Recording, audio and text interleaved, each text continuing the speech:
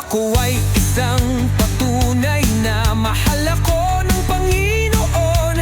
Nandito ako, nagsusulat ng talata, ginagawa ko to para sa Kanya. Dakilang Diyos, Ama, walang hanggang papuri sa'yo. Itataas ang pangalan mo, isisigaw sa buong mundo. Ang kabutihan mo ay walang katulad sa banal mong pagmamahal. Kaya ako nandito sa mundong ito.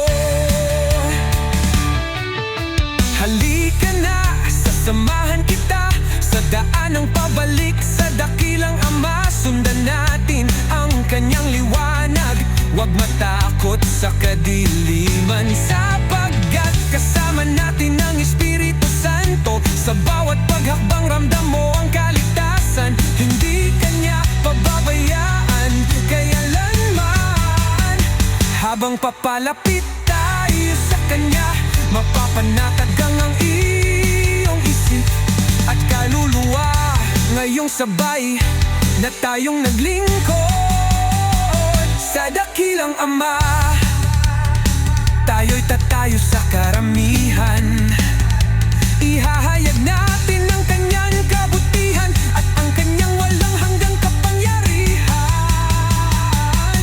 Dakilang Diyos, Ama, walang hanggang papuri sa'yo. Itataas ang pangalan mo, isisigaw sa buong mundo. Ang kabutihan mo ay walang katulad sa banal mong pagmamahal. Kaya ako nandito sa mundong ito.